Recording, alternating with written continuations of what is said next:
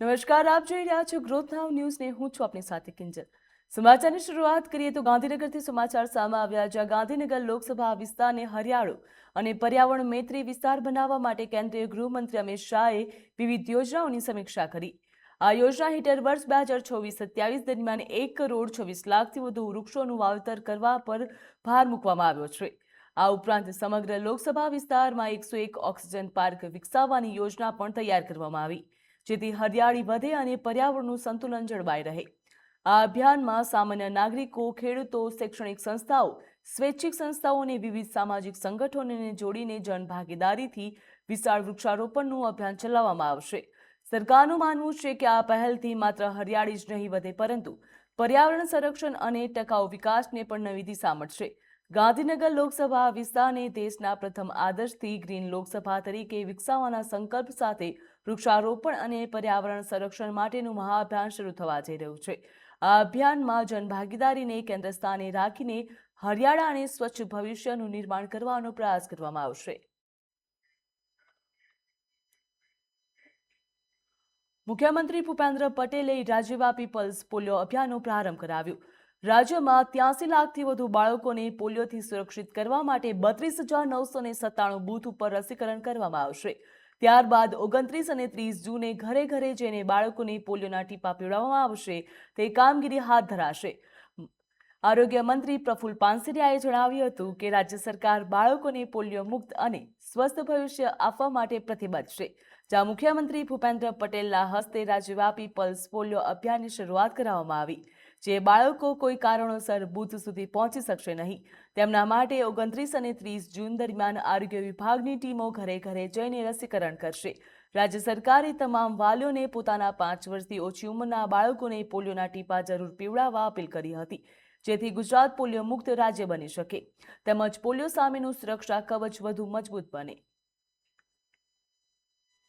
आज गुजरात के लोकप्रिय मुख्यमंत्री भूपेंद्र भाई पटेल साहब के कर कमलों द्वारा 0 to 5 ईयर्स सभी बच्चों को पोलियो की रसी यानी कि टीपा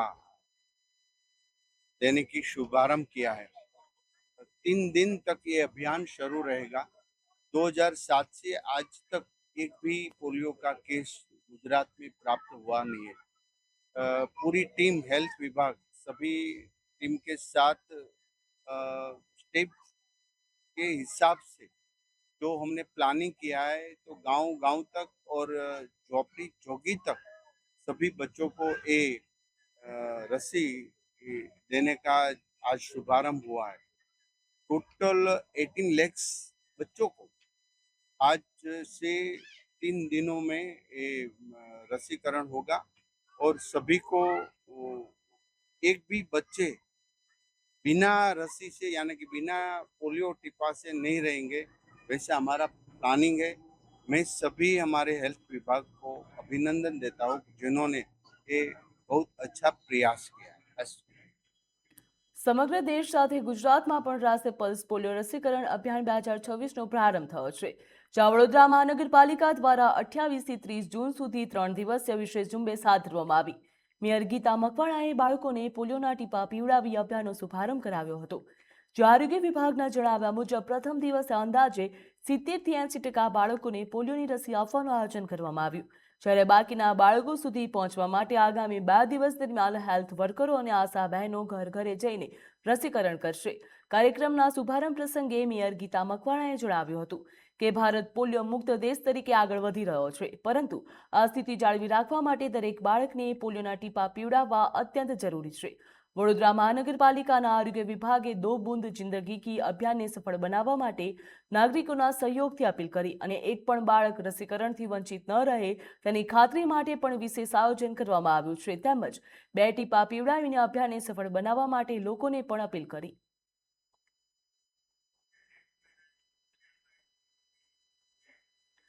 ગુજરાત રાજ્ય પોલીસ ભરતી બોર્ડ દ્વારા ગાંધીનગર 6 અલગ અલગ પરીક્ષા કેન્દ્ર ઉપર નિઃશસ્ત્ર પીએસઆઈની લેખિત પરીક્ષા યોજાઈ. કુલ 430 જગ્યાઓ માટે યોજાયેલી આ પરીક્ષામાં 1814 ઉમેદવારોએ હાજરી આપી. જ્યાં પરીક્ષાનું આયોજન વરિષ્ઠ પોલીસ અધિકારીઓ તેમજ શિક્ષણ વિભાગના અધિકારીઓની દેખરેખ હેઠળ કરવામાં આવ્યું. પરીક્ષા દરમિયાન પારદર્શિકતા જળવાઈ રહે તે માટે તમામ જરૂરી વ્યવસ્થાઓ કરવામાં આવી. ઉમેદવારોને સરળ અને શાંતિપૂર્ણ વાતાવરણમાં પરીક્ષા આપી શકે તે માટે કેન્દ્રો ઉપર પૂરતી સુરક્ષા વ્યવસ્થા પણ રાખવામાં આવી હતી. જ્યાં નિઃશસ્ત્ર PSIની 430 જગ્યાઓ માટે યોજાયેલી લેખિત પરીક્ષા શાંતિપૂર્ણ અને પારદર્શક રીતે પૂર્ણ થઈ હતી. હવે ઉમેદવારોની નજર આગામી ભરતી પ્રક્રિયા અને પરિણામ ઉપર છે.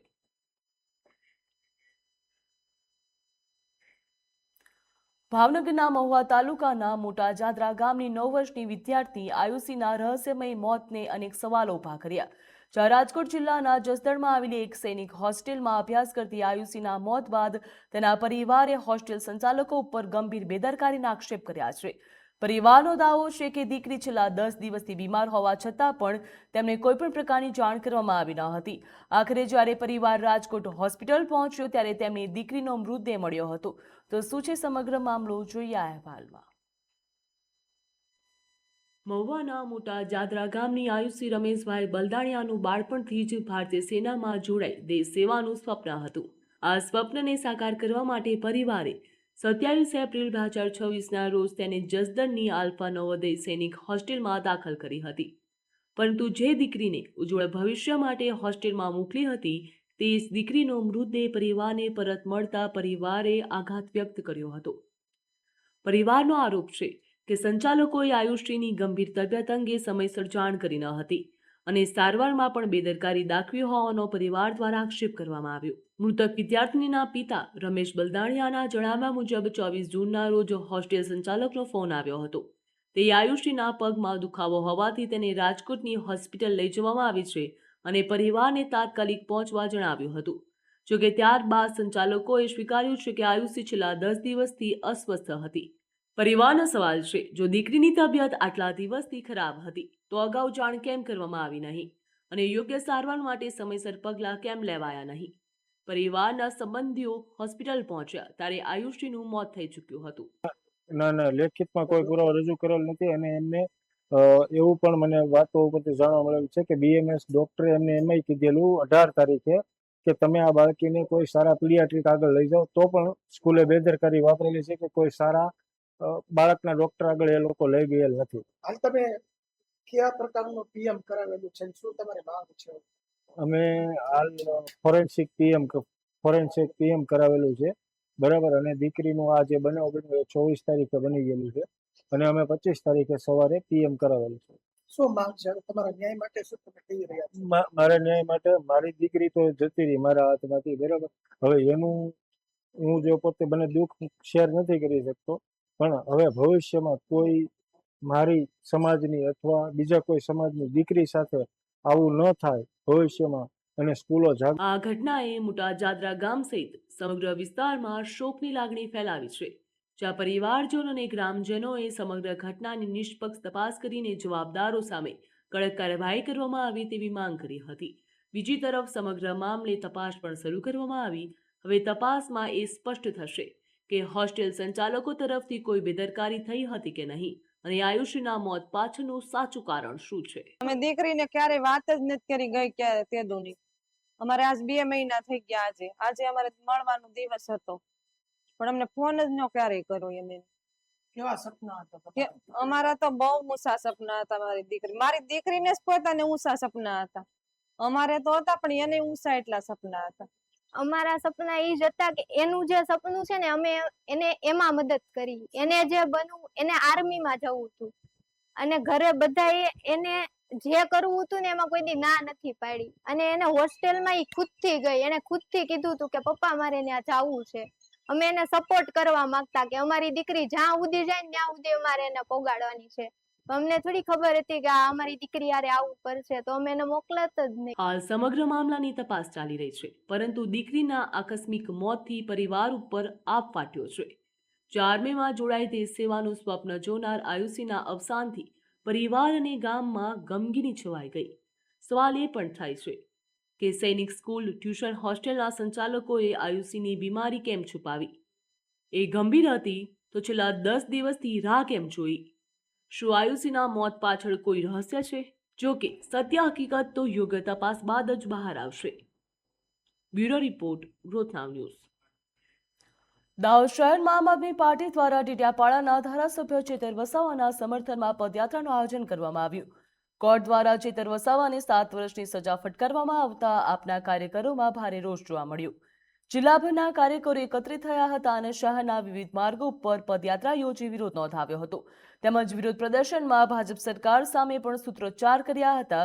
કાર્યકરોએ એવો પણ આક્ષેપ કર્યો છે કે આદિવાસી સમાજનો અવાજ દબાવવા માટે ચેતર વસાવાને જેલમાં રાખવાનો પ્રયાસ કરવામાં આવી રહ્યો.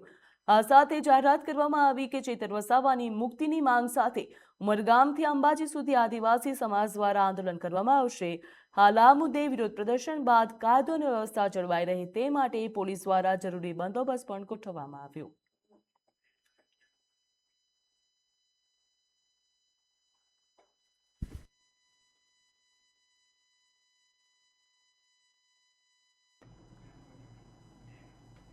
અમદાવાદના વીર સાવરકર સ્પોર્ટ કોમ્પ્લેક્સમાં રમાયેલી એવીસી મેન્સ વોલીબોલ કપ 2024ની સેમીફાઇનલમાં ભારતને પરાજયનો સામનો કરવાનો વારો આવ્યો.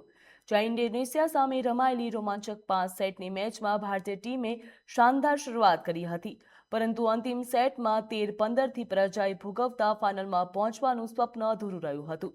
ભારતે પ્રથમ સેટ 25-15થી પોતાના નામે કર્યો હતો, પરંતુ ઇન્ડોનેશિયાએ જોરદાર વાપસી કરીને મેચ 3-2થી જીતી લીધી હતી. હવે ભારતીય ટીમ બ્રોન્ઝ મેડલ માટે બહેરીન સામે મેદાનમાં ઉતરશે, જ્યાં સેમીફાઇનલ મેચ નિહાળવા માટે રાજ્યના નાયબ મુખ્યમંત્રી હર્ષ સંઘવી પણ સ્ટેડિયમ ખાતે હાજર રહ્યા હતા.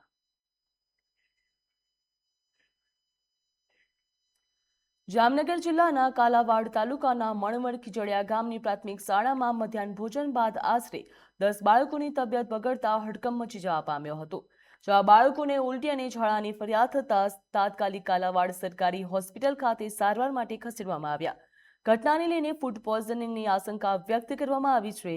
તેમજ હાલ આરોગ્ય વિભાગ અને સંબંધિત તંત્ર દ્વારા સમગ્ર મામલે તપાસ શરૂ કરવામાં આવી. ભોજનના નમૂનાઓની તપાસ સહિત બાળકોની તબિયત બગડવાનું ચોક્કસ કારણ જાણવા માટે કાર્યવાહી હાથ ધરાઈ છે. મધ્યાહન ભોજન બાદ બાળકોની તબિયત બગડવાની ઘટનાએ વાલીઓમાં ચિંતા ફેલાવી હવે સૌ કોઈની નજર તપાસના અહેવાલ ઉપર જોવા મળી રહી છે. કાલાવાડ તાલુકાના મનવર ખીજડીયા ગામનો હું રહેવાસી છું. મારું નામ જાડેજા કૃપાલસિંહ વિપતસિંહ. મારા ભાગ્યને સવારે ફોન આવ્યો હતો મને કે છોકરાને મજા નથી, તો હું ત્યાં વાડીએ જઈને જોયું અને એને અહીંયા અત્યારે હોસ્પિટલે લઈને આવ્યો. તો હોસ્પિટલે ખબર પડી કે સ્કૂલે જ્યારે એને મધ્યાહન ભોજનનું કઈ વસ્તુ જઈમાં પછીની તકલીફ આ થઈ છે. બરોબર છે. કાલ સાંજ પછીથી આ બધું ચાલુ થયું હતું, ઉલટી અને ઝાડા. અત્યારે કાલાવાડ તાલુકાની સરકારી હોસ્પિટલે છોકરાઓને દાખલ કર્યા છે. મધ્યાહન ભોજનમાં શું ખવડાવવામાં આવ્યું હતું? મધ્યાહન ભોજનમાં છોકરા એવું કહે છે કે રસ, પૂરી અને બટેટાનું શાક હતું જમવામાં. કેટલા છોકરાઓને અસર થઈ છે? 10 છોકરાને, ઓછામાં ઓછી 10 છોકરાને અત્યારે અહીંયા દાખલ કર્યા છે. હજી બીજા છોકરાઓને સારું છે, એ બધા વાળીએ છે. સ્કૂલ તરફથી કોઈ અહીંયા આવ્યું હતું તપાસ કરવા માટે કે ના, નથી? સ્કૂલ તરફથી કોઈ આવ્યું નથી. આગળ સમાચારમાં વાત કરીએ તો અમદાવાદથી સમાચાર સામે આવ્યા છે. જ્યાં અમદાવાદના વટવા GIDC ફેઝ 2માં મોડી રાત્રે એક કેમિકલ કંપનીમાં ભીષણ આગ લાગવાની ઘટના સામે આવી હતી. આગ એટલી વિકરાળ હતી કે તેને કાબૂમાં લેવા માટે ફાયર બ્રિગેડની 22 ગાડીઓ અને મોટી સંખ્યામાં ફાયર કર્મચારીઓએ કલાકો સુધી જહેમત ઉઠાવી.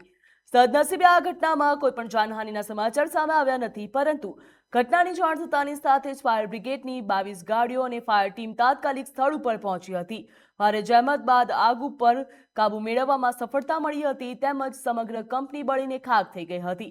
આગ લાગવાનું ચોક્કસ કારણ જાણવા મળ્યું નથી, જ્યારે ફાયર વિભાગ દ્વારા તપાસ પણ હાથ ધરવામાં આવી છે.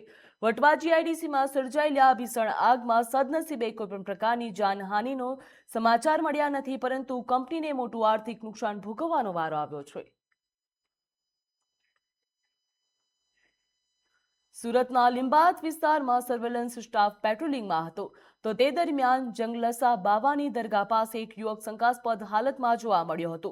પોલીસે યુવકને અટકાવી તપાસ કરતા તેની પાસેથી એક તીક્ષ્ણ ચપ્પુ પણ મળી આવ્યું હતું. પોલીસે તાત્કાલિક હથિયાર કબજે કરીને આગળની કાર્યવાહી હાથ ધરી હતી. જ્યાં લીંબાયત પોલીસ સ્ટેશનમાં આરોપી વિરુદ્ધ હથિયાર સંબંધિત ગુનો નોંધી કાયદેસરની કાર્યવાહી હાથ ધરવામાં આવી. આ સાથે જ આરોપી પાસે ચપ્પુ ક્યાંથી આવ્યું, તેનો ઉપયોગ શું કરવાનો હતો તે અંગે પણ વધુ તપાસ હાથ ધરવામાં આવી હતી. પોલીસનું કહેવું છે કે આવી કામગીરી આગળ પણ યથાવત રહેશે. જ્યાં લીંબાયત પોલીસની સતર્કતાના કારણે એક યુવકને જાહેર સ્થળેથી તીક્ષ્ણ હથિયાર સાથે ઝડપી પાડવામાં આવ્યો. વડોદરામાં વધતા ગુનાખોરીના બનાવને કાયદા અને વ્યવસ્થાને લઈને ફરી એકવાર સવાલ ઉભા કર્યા છે. જ્યાં શહેરના દંતેશ્વર વિસ્તારમાં 2 યુવકો પર 15 થી 20 શખ્સોના ટોળાએ લાકડીઓ અને ધારદાર હથિયારો વડે જીવલેણ હુમલાની ઘટના સામે આવી. તો પ્રાથમિક માહિતી મુજબ દારૂ પાર્ટીનો વિરોધ કરતા વિવાદ થયો હતો, જે બાદ ટોળાએ હુમલો કર્યો હતો. હુમલામાં એક યુવકના માથાના ભાગે ગંભીર ઈજા પહોંચી છે, જ્યારે બંને ઈજાગ્રસ્તોને સારવાર અર્થે SSG હોસ્પિટલમાં ખસેડવામાં આવ્યા. ઘટનાને લઈને સમગ્ર વિસ્તારમાં ભયનો માહોલ જોવા મળ્યો અને મકરપુરા પોલીસે ગુનો નોંધી વધુ તપાસ હાથ ધરી.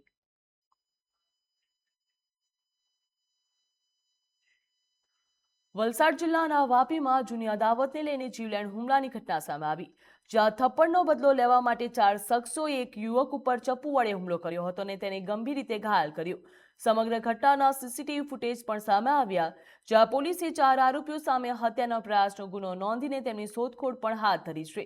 સમગ્ર હુમલાની ઘટના નજીકમાં લાગેલા CCTV કેમેરામાં કેદ થઈ ગઈ હતી. તેમજ ગંભીર રીતે ઇજાગ્રસ્ત યુવકને તાત્કાલિક સારવાર અર્થે ખસેડવામાં આવ્યો હતો. જ્યાં વાપી ટાઉન પોલીસે 4 આરોપીઓ સામે હત્યાના પ્રયાસનો ગુનો નોંધી તપાસ પણ તેજ કરી છે.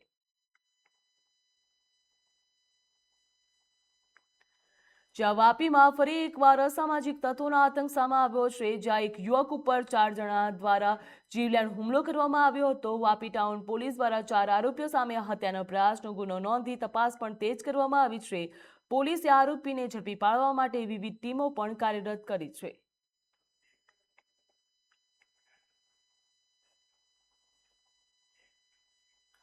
જામનગરના ચર્ચાસ્પદ વૃદ્ધ હત્યા કેસની તપાસમાં પોલીસે મહત્વનું પગલું ભર્યું.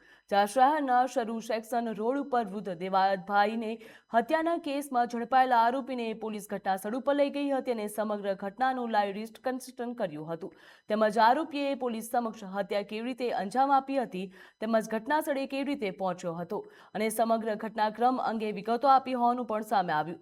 જ્યાં પોલીસને આ પ્રક્રિયા દરમિયાન કેટલાક મહત્વના પુરાવાને તપાસને આગળ ધપાવે તેવી કડીઓ પણ મળી હતી તેવી આશા છે.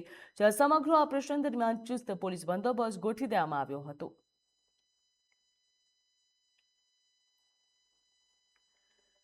જ્યાં જામનગરના વૃદ્ધ હત્યા કેસમાં પોલીસ દ્વારા સફળ રિકન્સ્ટ્રક્શન કરવામાં આવ્યું હતું. જ્યાં ઘટના કેવી રીતે પહોંચી હતી, ઘટના સ્થળ ઉપર કેવી રીતે તેને અંજામ આપવામાં આવ્યો હતો તે દિશામાં તપાસ હાથ ધરવામાં આવી હતી. જ્યાં પોલીસ આરોપીને ઘટના સ્થળ ઉપર પણ લઈ ગઈ હતી. તેમજ આ તપાસમાં પોલીસને નવા પુરાવા મળશે, તપાસ આગળ વધશે તેવી આશા પણ વ્યક્ત કરવામાં આવી હતી.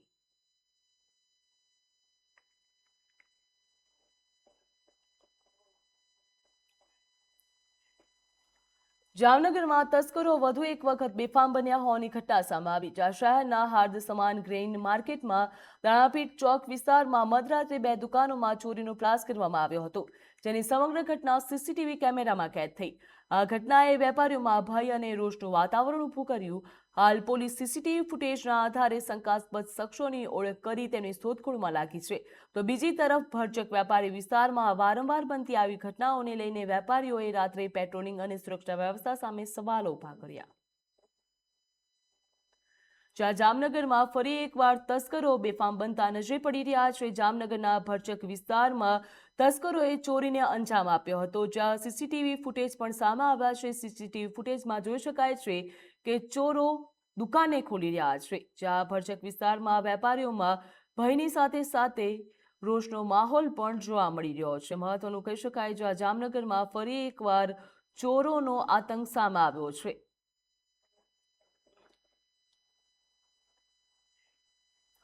જામનગરમાંથી પશુ ક્રૂરતાનો ચોંકાવનારો કિસ્સો સામે આવ્યો.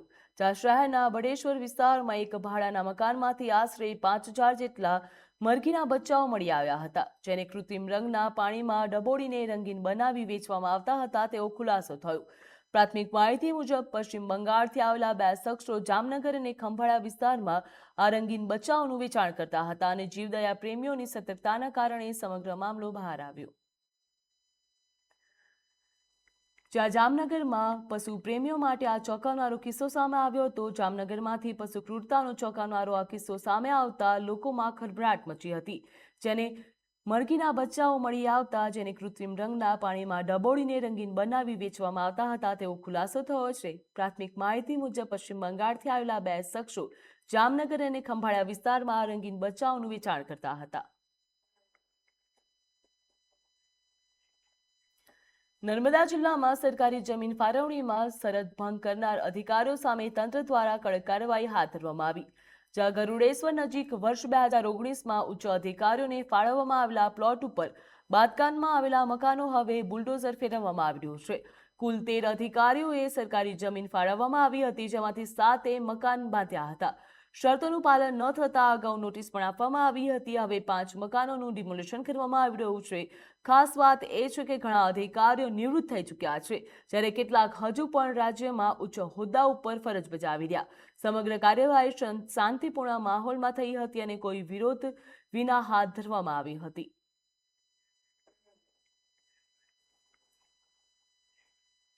પાટણ જિલ્લાના હારીજ હાઈવે ઉપર એક યુવક દ્વારા નંદીની પીઠ ઉપર સવારી કરીને જોખમી સ્ટન્ટ કરવાનો વિડીયો સોશિયલ મીડિયામાં વાયરલ થયો. જ્યાં વિડીયો સામે આવ્યા બાદ યુવકની બેદરકારી ભરી હરકતને લઈને અનેક સવાલો ઊભા થયા છે. આ પ્રકારનો સ્ટન્ટ માત્ર પોતાનો જ નહીં પરંતુ અન્ય લોકોનો જીવ પણ જોખમમાં મૂકી શકે છે. જાહેર માર્ગ ઉપર કરવામાં આવેલા આ સ્ટન્ટથી આસપાસના વાહન ચાલકો અને રાહદારીઓને પણ મોટું જોખમ ઊભું થઈ શકે છે. આવી સ્થિતિમાં આ પ્રકારની હરકતો વધુ જોખમી સાબિત થઈ શકે. જ્યાં વાયરલ વિડીયો બાદ સ્થાનિકોમાં પણ ચર્ચા જાગી હતી અને જાહેર સ્થળોએ આવા જીવલેણ સ્ટન્ટ માત્ર કાયદાનો ભંગ જ નથી પરંતુ ગંભીર અકસ્માતે પણ આમંત્રણ આપી શકે છે. વાયરલ વિડીયો બાદ હવે સંબંધિત તંત્ર શું કાર્યવાહી કરશે તેની ઉપર સૌ કોઈની નજર છે. અમદાવાદના વ્યાસવાડી 4 રસ્તા નજીક મોડી રાત્રે કાર અને બાઇક વચ્ચે ગંભીર માર્ગ અકસ્માત સર્જાયો હતો. અકસ્માતમાં બાઇક ઉપર સવાર 3 યુવકો ઇજાગ્રસ્ત થયા હતા, જ્યાં ઇજાગ્રસ્તોને તાત્કાલિક સારવાર અર્થે સિવિલ ખાતે ખસેડવામાં આવ્યા. સમગ્ર મામલે બી ડિવિઝન ટ્રાફિક પોલીસે તપાસ શરૂ કરી. અકસ્માતમાં બાઇક ઉપર સવાર 3 યુવકોને ગંભીર ઈજા પહોંચી હતી. સ્થાનિકોની મદદથી ઇજાગ્રસ્તોને તાત્કાલિક સારવાર અર્થે પણ ખસેડવામાં આવ્યા હતા.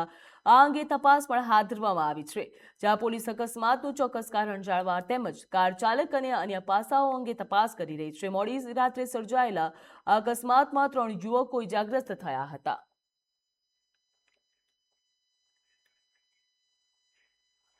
ખેડા જિલ્લાના ડાકોરમાં એજીસા પેટ્રોલ પંપ નજીક સેઢી નદીના બ્રિજમાં ડાયવર્ઝન પાસે એક ટ્રક પલટી ખાઈ જવાની ઘટના સામે આવી છે.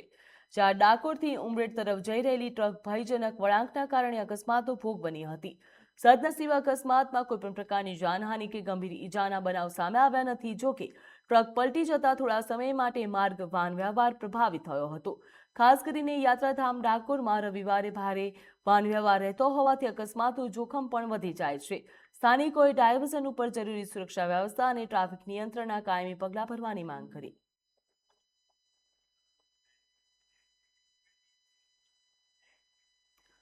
રાષ્ટ્રીય પલ્સ પોલિયોના રસીકરણ અભિયાન 2026નો પ્રારંભ કરવામાં આવ્યો. જ્યાં ભારત સરકાર અને ગુજરાત સરકારના આરોગ્ય અને પરિવાર કલ્યાણ અભિયાનના માર્ગદર્શન હેઠળ જામનગર મહાનગરપાલિકાની આરોગ્ય શાખા દ્વારા યોજાયેલા આ અભિયાનમાં મેયર મોનિકા વ્યાસ અને ધારાસભ્ય દિવ્યેશ અકબરી સહિતના મહાનુભાવો ઉપસ્થિત રહ્યા હતા. પોલિયો મુક્ત ભારતના સંકલ્પને સાકાર કરવા માટે શહેરભરમાં બાળકોને પોલિયોની રસીના 2 ટીપા પીવડાવવાની કામગીરી હાથ ધરવામાં આવી છે. તો આ અભિયાન અંતર્ગત શહેરના તમામ 5 વર્ષના બાળકો સુધી પોલિયોની રસી પહોંચાડવાનો લક્ષ્યાંક રાખવામાં આવ્યો.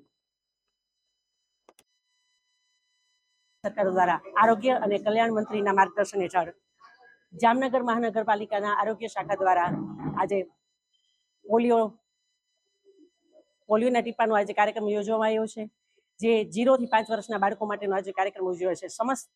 સમગ્ર ભારતમાં આજથી 3 દિવસનો આ ચાલુ થયેલો પોલિયો રસીકરણનો કાર્યક્રમ જેને આજે ન લીધો હોય લાભ, તેઓએ ઘરે ઘરે જઈને બૂથ ઉપર જઈને બધા બહેનો દરેક બાળકોને પોલિયોના ડોઝ પણ આપશે અને સાથે જાગૃતતા લાવવા માટે દરેક જગ્યાએ જ્યાં નથી જઈ શક્યા ત્યાં એ લોકો પહોંચીને દરેકને પોલિયોના ટીપા પાસે.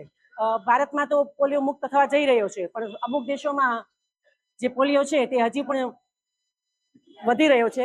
તો એનો ચેપ ન લાગે, કારણ કે નાના બાળકોને એનો ચેપ ઝડપથી લાગે છે, એનો ચેપ ન લાગે તો સરકાર દ્વારા એનું આયોજન કરવામાં આવ્યું છે. તો હું સૌને અપીલ કરું છું કે દરેક લોકો પોતાના 0 થી 5 વર્ષના બાળકોને પોલિયોનો ડોઝ. જે બાળકો 5 વર્ષની નીચે છે એને અલગ અલગ તબક્કે આ ડોઝ દેવામાં આવે છે, કે જેથી આપણા દેશ અને સમગ્ર વિશ્વની જે કલ્પના છે કે પોલિયો નાબૂદી, એની તરફ જે પણ કોઈના 5 વર્ષ નીચેના બાળકો હોય એ આ ડોઝથી વંચિત ન રહી જાય એની સૌને વિનંતી કરું છું. સાથોસાથ બાળકોને અમુક ટાઈમે જે રસીકરણ કરવામાં આવે છે એ પણ મહાનગરપાલિકા દ્વારા, આરોગ્ય વિભાગ દ્વારા બાળકોને અલગ અલગ સમયે અલગ પ્રકારના રસીકરણ કરવામાં આવે છે. એની માટે પણ હું દરેક વાલીઓને વિનંતી કરું છું કે આપણા બાળકો કોઈ રસીથી વંચિત ન રહી જાય એની કાળજી રાખી આપણું બાળક સ્વચ્છ રહે, તંદુરસ્ત રહે, કે જે દેશનો આવનાર નાગરિક છે એ તંદુરસ્ત રહે એવી સૌને. સુરતના પાંડેસરા વિસ્તારમાં આવેલા બમરોલી મેઇન રોડ ઉપર શ્રીકૃષ્ણ જ્વેલર્સમાં તસ્કરોએ મોટી ચોરી કરી હતી, જ્યાં તસ્કરો દુકાનની છતના પતરા કાપીને અંદર ઘૂસ્યા હતા. અંદાજે 15 કિલો ચાંદી, 33 ગ્રામ સોનું તેમજ 25,000ની રોકડ રકમ ચોરીને ફરાર થઈ ગયા હતા.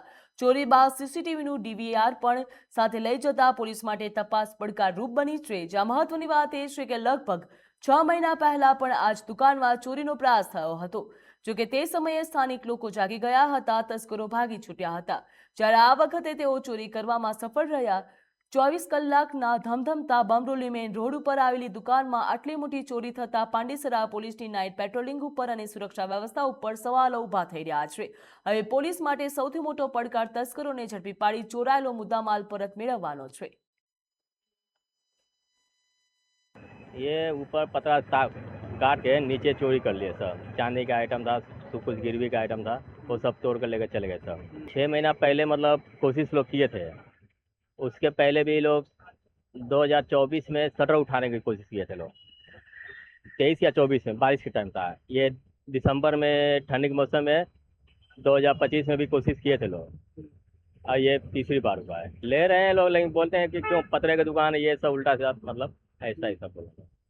नहीं किए थे, नहीं लिए नहीं लोग. आइटम तो है पूरा लगभग 15 के आसपास, 15 किलो के आसपास है. तो वो ब्रासलेट है, जेंट्स ब्रासलेट, लेडीज ब्रासलेट है, बर्तन है, गिलास है, मूर्ति है और कंदूरा है और जेंट्स 9 to 5 का आइटम भी सब आइटम है, मतलब सब आइटम. भंगार भी था, 2.5 किलो भंगार था, पुराना आइटम. और 30 के आसपास होगा लगभग. वो बिल मांगे हैं, बिल आ जाएगा. मुझे तो न्याय चाहिए ना.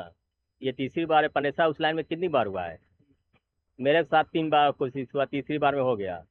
पंडेसरा में 3 लोगों का हो चुका है उसी लाइन में पहले. वो तो मैं बता नहीं सकता थी कि नहीं, या तो मैं रहता हूँ उतना, ये मेन रोड पे है. पीछे से या ऊपर से कहाँ से है नहीं, मतलब पतरे काट के आए हैं सब नीचे. હા, સમાચારમાં બસ આટલું જ. વધુ માહિતી અને સમાચાર માટે આપ જોતા રહો ગ્રોથ નાવ ન્યૂઝ. નમસ્કાર.